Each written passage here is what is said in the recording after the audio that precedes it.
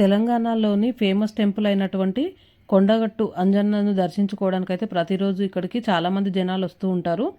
వచ్చే వాళ్ళందరికీ తెలియని విషయం ఏంటంటే ఇక్కడ అంజన్నది తాయెత్తు కడతారండి.